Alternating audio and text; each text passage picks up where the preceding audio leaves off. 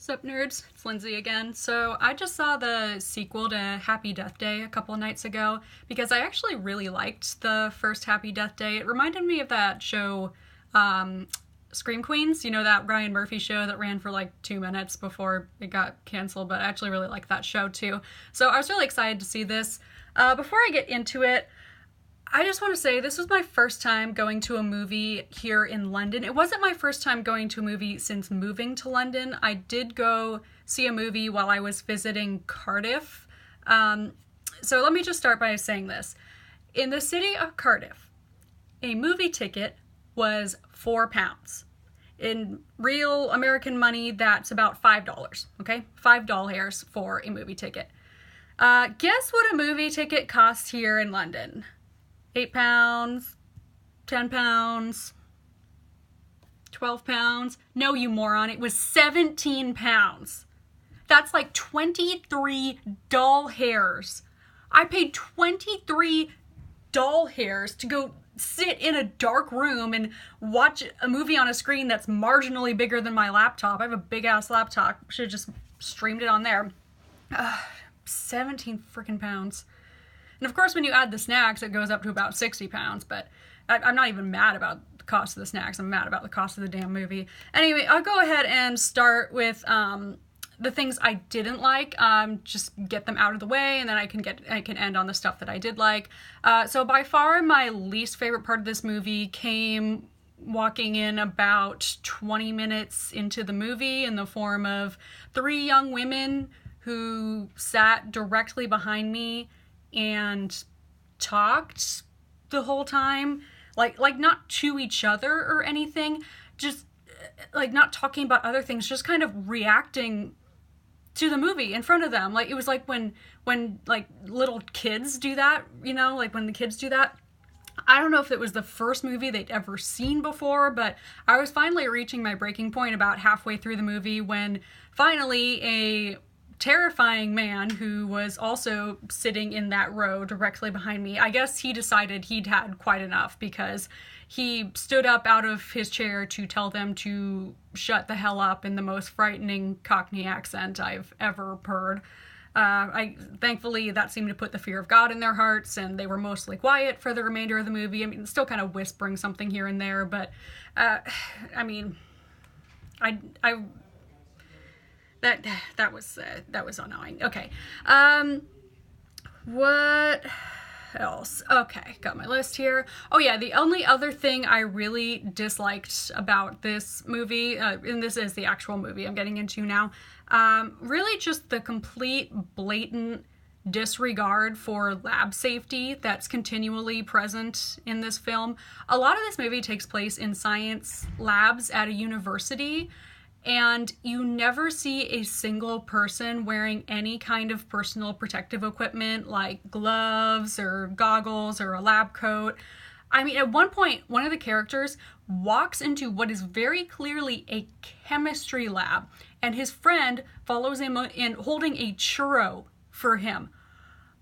Okay, that exact moment in the movie, exact moment watching it, I had like a World War II flashback of the time in pre-med when I tried to walk into an organic chemistry lab holding a sealed container of Tic Tacs, and my lab safety manager kicked me across the head so hard that I went flying into the physics room across the hall. Also, can we talk about how that room wasn't even locked? The chemistry lab was just unlocked. Did nobody who worked on this movie ever take any lab sciences at university? When I was doing my final research project, I had to rearrange my entire schedule around the chemistry professor so I could ensure there would be someone there to unlock the lab so that I could go in and work and do my experiment. It was unusual that I was even allowed to be in there by myself. Typically, you can't be in a chemistry lab as a student without supervision. You need to have at least one professor or lab safety advisor in there with you, not just for safety reasons, but because there's expensive ass stuff in there, you know? Like, that shit's expensive. The only reason they even let me in there by myself is because, you know, I'm apparently a little brown-nosed teacher's pet weasel creature. But anyway, that's getting the things I really didn't like just out of the way. Now for the things I did like. pretty much everything else, really. I mean, I liked that it was a lot like the first movie because I absolutely love the first movie. Everything I loved about the first movie was present in the sequel in equal or greater amounts. It's a really fun movie. It's fun to watch. It's funny. It's cute. It's entertaining. It never tries to be anything it's not. It really never tries to be anything other than just a fun, enjoyable movie. I know a lot of people have really criticized this movie and the original one, and I definitely do understand why. I understand the criticism, but understand that this is not a thinking man's movie. It's just not. It's not a movie where you're supposed to like pick it apart and analyze it and dig deeper. It's a movie you're just supposed to enjoy. Basically, I think like Happy Death Day and Get Out are on opposite ends of the spectrum of how much you're supposed to think about a horror movie in order to get the most like fulfilling experience out of it. And I really like both of those movies, so what does that say about me? Probably absolutely nothing. Some other things I liked about this movie, I liked how they went a little further into exactly how Tree ended up in a time loop in the first place. They actually gave an explanation for that. Did it make any damn sense? Of course not. Why would it? I mean, no one came to this movie to see something that was going to make sense anyway, so why would they bother? I also really liked how they introduced parallel timelines. I thought they did that very well. I absolutely loved what they did with that, and about how in the different universes, some people were just a completely different person, and then other people were really the same person, and I thought that was very fun to watch. Just like in the first one, I absolutely loved Tree as a character. She's cute, she's funny, she's spunky, and I really think the credit needs to go to the actress, because I think what's really amazing about her character, I thought this in the first movie, I thought at the beginning of the first movie, before she ever even dies for the first time, even when we basically just see her doing nothing but being a total bitch to everyone, there's still something that's weirdly likable about her. Even then, even at that point, and I really do think it's the actress. I think she just does the character so well. So I love seeing more of her, but I also really liked a lot of the new characters they introduced. I really like those other two science students who were working on the project with them. I thought their characters were just great. They reminded me so much of like people I went to school with and people I had labs with, so I just really liked them.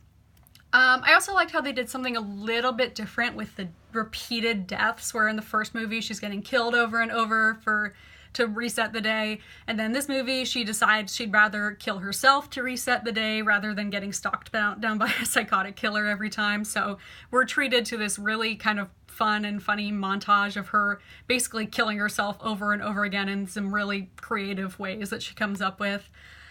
So yeah, overall just a really fun movie that I enjoyed. I'd love to watch it again, but I will definitely not pay £17 to watch it again. I will wait until it's available to stream.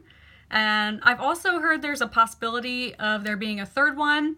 I guess the writer and director of the first two has some ideas for a third, and Jason Blum, the producer, Blumhouse dude, he said if enough people see the second one, they'll make a third one, although my confidence in that happening isn't super high, considering there were about 6 people in that theater, including me.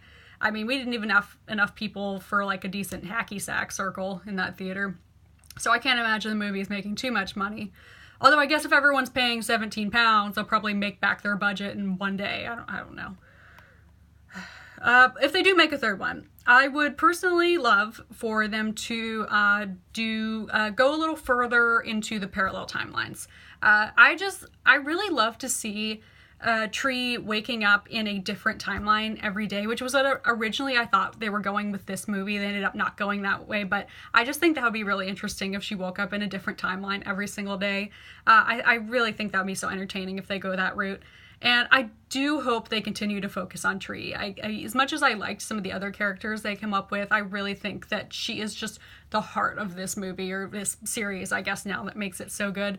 Yeah, that's about it. I absolutely loved this movie. I loved the first one. I loved them both. I loved them each on their own. I loved them together. I hope it becomes like Saw and they just keep making them. I hope they keep making a million of them. I hope they're still making these movies when I'm, finishing up my medical degree. I really do.